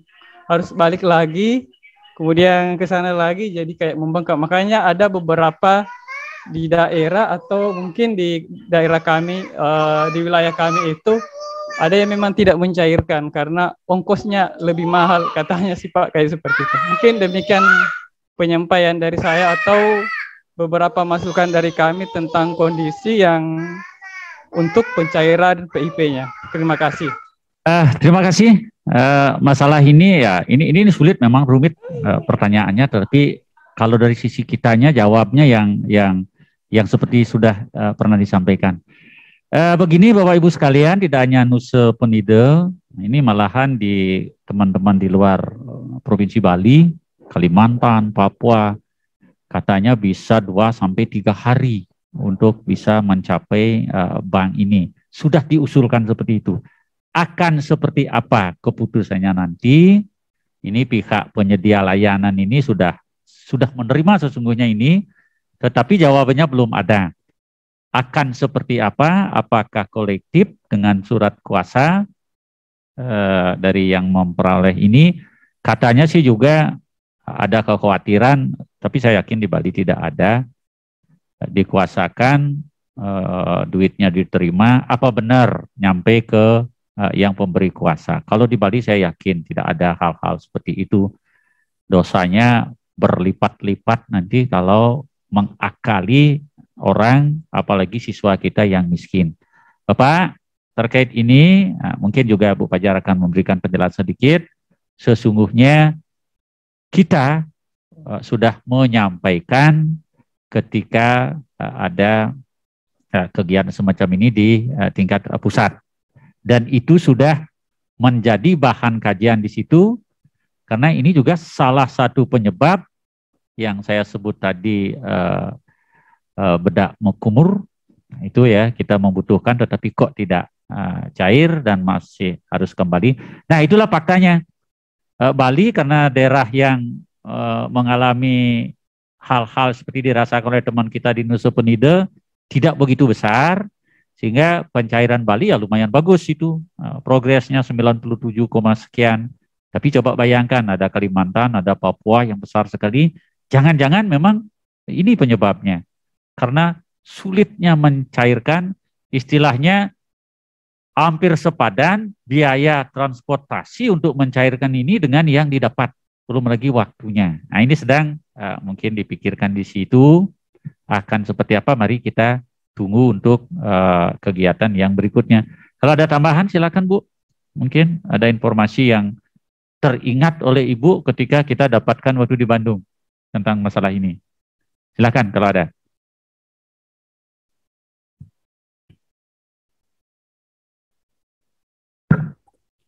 Baik, untuk pertanyaan Bapak dari Nusa Penida, seperti sudah disampaikan oleh Pak Gabro tadi, memang kebijakan penyaluran dana itu ada pada Puslapdik. Jadi kapan mereka akan menerbitkan SK, siapa yang tercantum dalam SK, itu semua kewenangannya ada pada Puslapdik. Jadi kami di dinas, begitu juga dengan di sekolah, hanya menerima saja. Kalau ditanya apakah setiap bulan SK-nya akan terbit, belum tentu. Apakah 2 bulan sekali, belum tentu. Maka dari itu kami sarankan untuk rajin-rajinlah mengecek aplikasi. Nah, kemudian untuk proses aktivasi rekening, ya, jadi untuk yang dialami pada Kecamatan Nusa Penida bisa menggunakan surat kuasa. Jadi itu diizinkan menggunakan surat kuasa. Jadi satuan pendidikan yang membantu siswanya untuk melakukan aktivasi atau penarikan dana pada bank yang ditunjuk. Jadi apakah banknya bisa kita ganti? Nah itu semua kewenangannya ada di Puslapdik. Jadi bukan di kami, bukan di dinas kami. Di dinas tidak bisa sembarangan untuk mengganti untuk SMA di Nusa Penida karena di sana adanya BRI. Kalau bisa dicarikan di BRI. Itu tidak bisa kami lakukan, Pak. Jadi semua itu akan kami sampaikan dulu ke Puslapdik.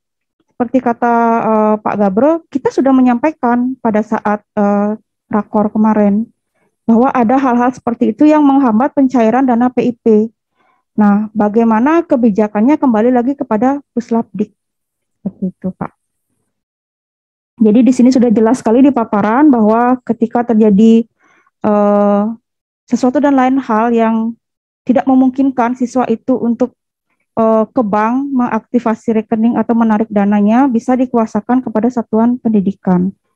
Yang diharapkan satuan pendidikan yang menerima kuasa dari penerima PIP agar memberikan dana PIP-nya secara 100% mutlak kepada peserta didiknya yang memang tercantum pada SK. Begitu Pak, mungkin yang bisa saya jawab. Ya, mudah-mudahan ini bisa mengobati kekhawatiran atau apapun di Nusa Penida, Bapak. Walaupun tidak lengkap, nanti kita tunggu yang lebih lengkap lagi. Dan yang terpenting, rajin-rajin membuka laman yang disediakan itu. Di situ informasinya sangat lengkap. Baik, masih ada tambahan, Bu? Atau mungkin bisa Pak, sekolah menghubungi bank BNI-nya mungkin ya menyampaikan untuk menyampaikan sama banknya supaya banknya yang datang ke sekolah untuk melakukan aktivasi rekening, mungkin bisa seperti itu dikerjasamakan dengan bank. Ya, itu juga tambahannya, terkadang memang kita tidak tahu kecamatan kantor di cabang atau cabang pembantu kok bisa beda-beda. Tapi sesama BNI kok bisa beda, ada yang mengizinkan dengan kuasa, justru juga pernah ada tidak dibolehkan. Nah, ini mungkin tergantung lokasinya, kalau memang dekat untuk apa. Ada juga bank yang menyatakan katanya di daerah lain, masa pandemi ya tidak boleh hadir di bank dalam setiap harinya lebih dari 10 siswa, begitu ada juga. Inilah penyebab mungkin keterlambatan juga. Itu mungkin koordinasi itu menjadi penting. Baik Bapak Ibu sekalian, supaya adil kita akan cari satu di chat ya. Di chat dulu yang mana ini. Kita ambil secara acak saja. Ya, bergerak terus tulisannya, mau yang di mana? Ya adiklah tentukan, mau mana saya baca. Yang mana saja boleh, pakai kacamata dulu. Jangan dijalankan lagi.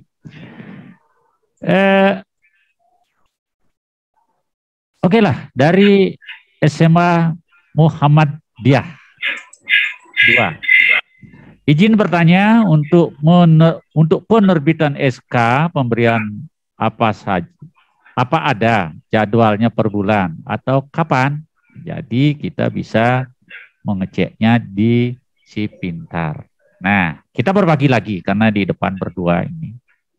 Tadi juga ibunya sudah bilang, dan inilah pesan juga dari pusat, sekolah hendaknya rajin-rajin membuka ini. Rajin-rajin membuka ini. Kalau untuk tahu sudah terbit atau tidak. Kemudian lagi, saya juga tidak tahu isi aplikasinya seperti apa. Rajin-rajinlah operator atau admin KIP ini, atau Dopodik ini, menubuhkan tanda centang bagi siswanya memerlukan KIP atau PIP ini. Itu pesannya. Tapi saya tidak tahu apa isinya di dalamnya, karena terus terang yang lebih banyak tahu ini adalah para admin.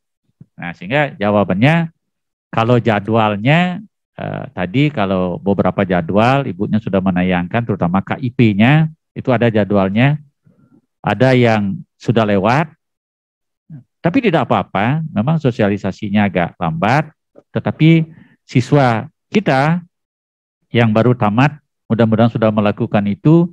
Untuk senam PTN-nya kan memang sosialisasinya terjadi setelah senam PTN diumumkan. Karena kalau terkait dengan KIP Kuliah Merdeka ini, memang harus sudah diusulkan untuk mendapatkan bantuan ini, beasiswa ini, sedari pendaftaran. Nah, pertanyaan berikutnya, apakah ini sama dengan mencantumkan KIP Kuliah Merdeka ini, itu sebagai jaminan dapat di perguruan tinggi? Nah, itu tadi juga sudah dijelaskan. Jaminannya tidak di situ. Jaminannya kalau memenuhi syarat, ketika sudah dapat, inilah peluangnya untuk mendapatkan beasiswanya, bukan untuk mendapatkan kursi di perguruan tinggi. Agak beda sedikit dengan di tingkat SMA, SMP mungkin juga. KIP ini kan menjadi salah satu jalur yang sebentar lagi katanya juknisnya akan terbit. KIP atau afirmasi ini, karena KIP masuk di sana, PIP masuk di afirmasi, menjadi salah satu jalur yang mesti diterima ketika PPDB. Malahan kalau kita baca permennya yang masih berlaku, itu adalah untuk afirmasi ini memang tidak dibatasi berapa persentasenya harus diterima, malahan bisa mengatasi apa yang disebut dengan daya tampung nanti. Lebih kurang seperti itu, tetapi mari kita lihat juknisnya nanti. Sehingga kalau memang banyak yang afirmasi ya bisa dihabiskan. Apakah peluang yang lainnya hilang? Nah, tentu juga tidak. Setidaknya memang arah bantuannya kepada yang sangat memerlukan seperti itu. Ini dulu sementara jawabannya, tambahannya silakan Bu. Kalau ada yang bisa ditambahkan dari pertanyaan ini, silakan. Baik, dari chat yang saya baca, jadi pertanyaannya, dalam mencari KIP waktu SMA harus kemana, nggih? Ya, jadi untuk pengusulannya dilakukan oleh sekolah melalui aplikasi Si Pintar yang akan direkap oleh admin KIP dinas dan akan diusulkan ke Puslapdik. Apakah pasti dapat? Belum tentu. Semua itu kembali lagi kewenangan Puslapdik untuk menentukan. Kemudian SK-nya kapan terbit? Tadi sudah dijawab. Kemudian apa lagi itu? Muhammadiyah, mana itu? Muhammadiyah.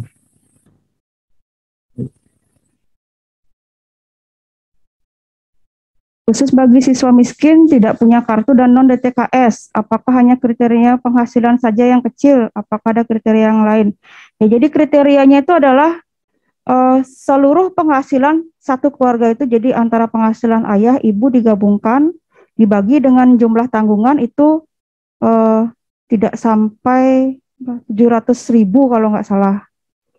Jadi kalau misalnya penghasilan orang tua digabungkan 2.500.000, ada tanggungan 5 orang, jadi 2.500.000 dibagi 5 sama dengan 500.000, itu bisa diusulkan sebagai penerima KIP.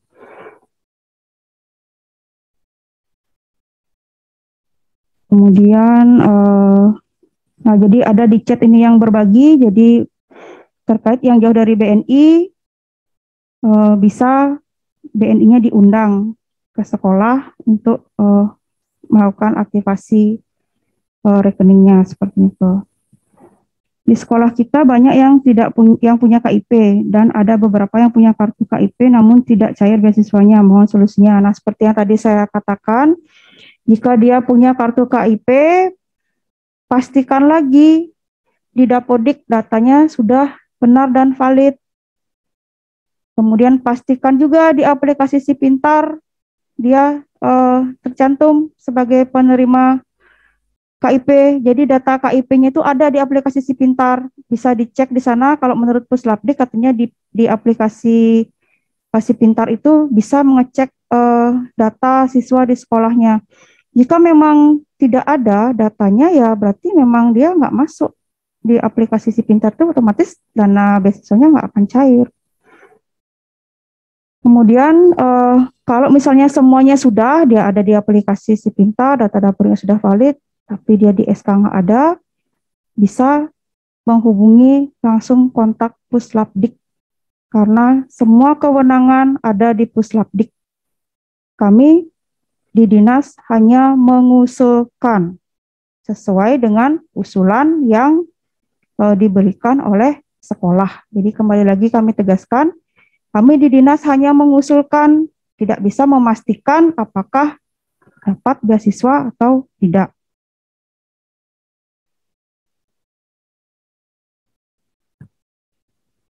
Jika siswa kelas 12 saat ini tidak memiliki KIP, ingin mendaftar KIP kuliah, apakah bisa? Bagaimana prosedurnya?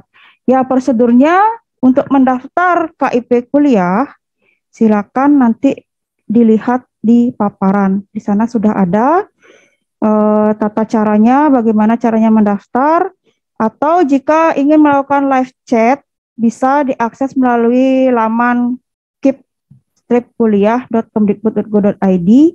Di sana ada live chat, bisa langsung ditanyakan kepada Puslapdik melalui chat yang ada di laman web tersebut. Ya, itu tambahannya ternyata sudah beberapa chat itu bisa diakomodir dari jawaban tadi. Nah, mudah-mudahan juga dengan segala kekurangannya ini bisa dimaklumi dulu.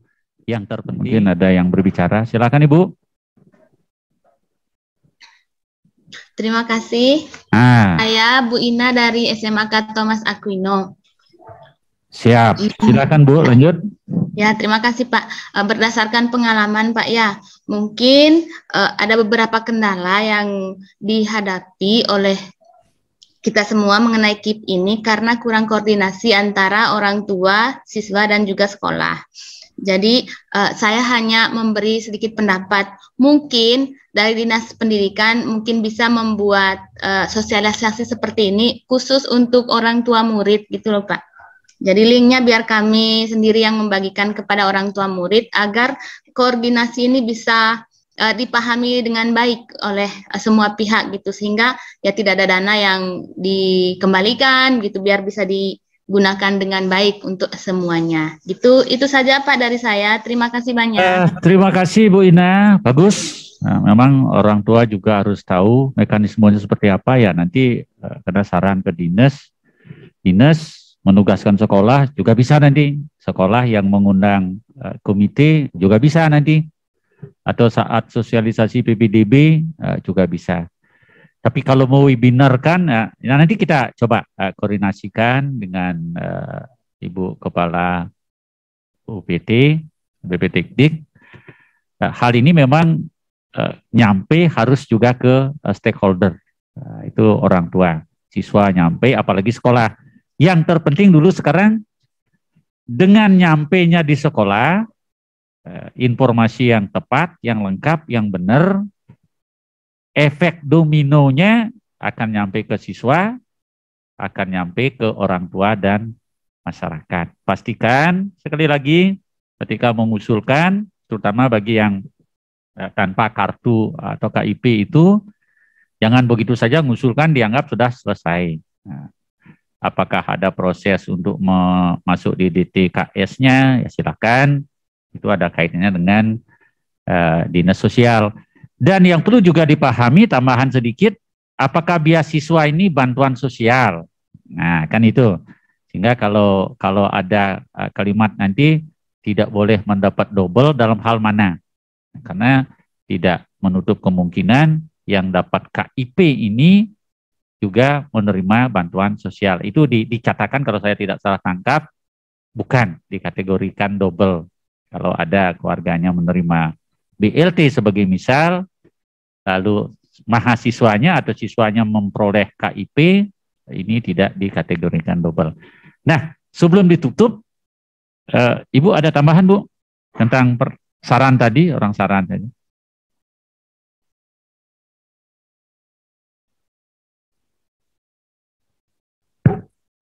Baik, untuk sosialisasi terhadap orang tua, mungkin bisa sekolah yang memfasilitasi untuk mengadakan sosialisasi kepada orang tua. Jadi jika sekolah merasa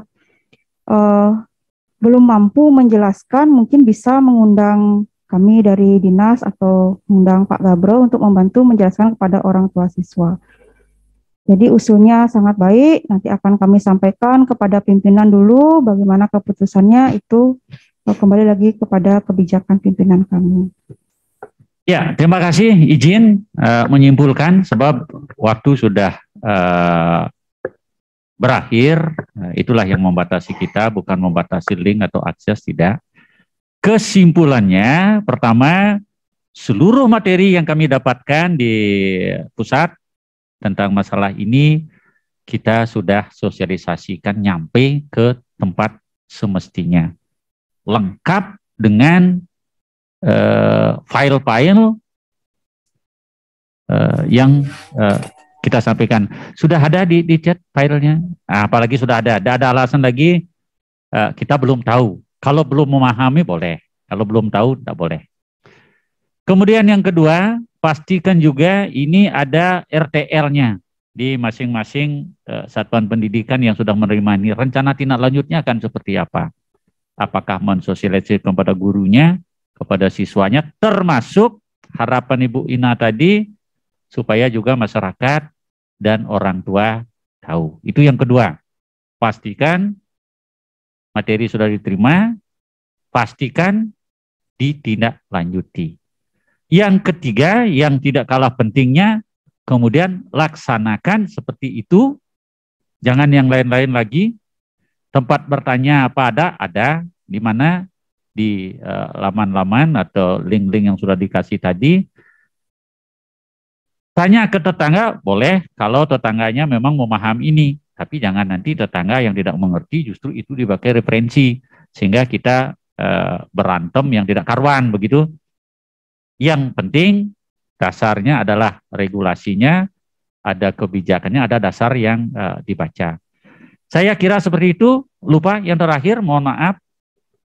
Saya berdua menyampaikan ini mungkin banyak hal yang tidak berkenan, termasuk tim kita di studio, adik-adik kita mungkin ada kekurangannya.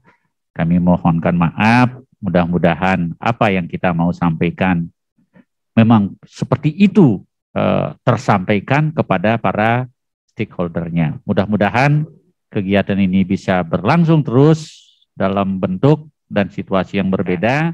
Selamat beraktivitas, melanjutkan tugas-tugas kedinasan masing-masing. Titiang Sinep Antuk Paramasanti. Om Santi Santi Santi Om. Suksemo.